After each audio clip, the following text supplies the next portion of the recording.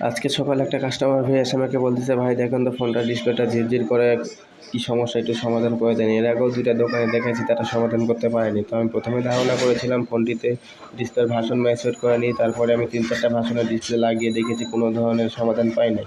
তো আমি এখন ধারণা করতেছি যে ফোনটাতে বোর্ড থেকে সমস্যা করতেছে। তো বোর্ড চেক করার জন্য আমি ডিসপ্লেটা প্রথমে খুলে নিলাম। খুলে নেওয়ার পরে বোর্ডটা আমি ভালোভাবে পরিষ্কার করে নেব। পরিষ্কার করে নেওয়ার পর মাল্টিমিটারের মাধ্যমে আমরা প্রত্যেকটা পিনের ডায়োড ভ্যালু চেক করব।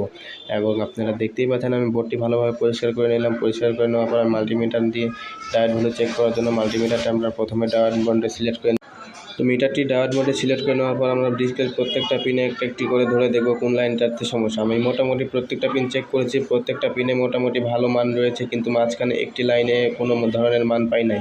তো এটি একটি পজিটিভ লাইন, অবশ্যই এখানে মান থাকতে হবে। তো এটি আমি ভালো করে পর্যবেক্ষণ করে দেখি এই পিনটাতে একটি লাইন মিসিং রয়েছে। মিসিংটা কীভাবে হয়েছে আমি জানি না। তো এটা আমরা জাম্পারিং করব। জাম্পারিং করার জন্য আমি প্রথমে ইন্ডিকেটারের মাধ্যমে বোর্ডের একটু কালারটি ঘষে নিয়ে লাইনটি বের করে নেব। তো দেখতেই পাচ্ছেন আমি ইন্ডিকেটারের মাধ্যমে কালারটি একটু ঘষে নিলাম। এবার আপনি এখানে একটু সোল্ডারিং লিড ধরিয়ে নেবেন, অথবা আপনার লিকুইড রং ব্যবহার করতে পারেন। আপনার যেটাতে সুবিধা হয় আপনি সেটা করতে পারেন, কোনো ধরনের সমস্যা নেই।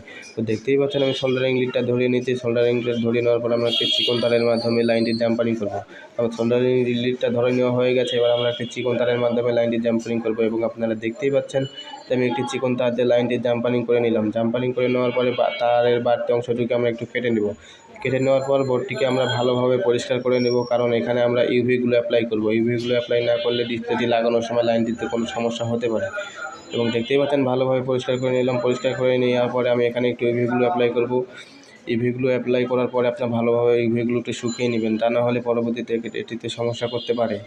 তো আপনারা দেখতেই পাচ্ছেন আমি এখানে ভালোভাবে একটু ইউভিগুলো অ্যাপ্লাই করে নিলাম। ইউভিগুলো অ্যাপ্লাই করার পরে আমরা ইউভি লাইটের মাধ্যমে এটি ভালোভাবে শুকিয়ে নেব।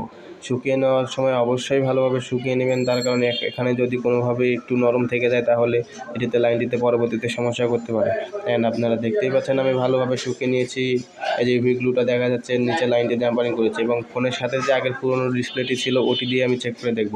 ডিসপ্লেটি লাগানোর জন্য আমি প্রথমে একটু পেস্ট দিয়ে নিলাম। পেস্ট দিয়ে নেওয়ার পর আমরা ডিসপ্লেটি এবার কানেকশান করব। ডিসপ্লেটি লাগানোর সময় আপনারা ডিসপ্লের যে কোনো এক পাশের পিন ভালোভাবে লাইনটি সোল্ডারিং করে নেবেন। সোল্ডারিং করে নেওয়ার পরে একটি টান দিলে আপনাদের ডিসপ্লেটি ভালোভাবে কানেকশান হয়ে যাবে। তাই আপনারা দেখতেই পাচ্ছেন যে আমি ভালোভাবে কানেকশানটি করে নিয়েছি। এবার আপনার ফোনটি চেক করব। চেক করার জন্য ব্যাটারিটি কানেকশান করে নিলাম, এবং আপনারা দেখতেই পাচ্ছেন যে আমার ফোনটির সমস্যাটির সমাধান হয়ে গেছে। এই ধরনের ভিডিও প্রতিনিয়ত পেতে আমার চ্যানেলটি সাবস্ক্রাইব করে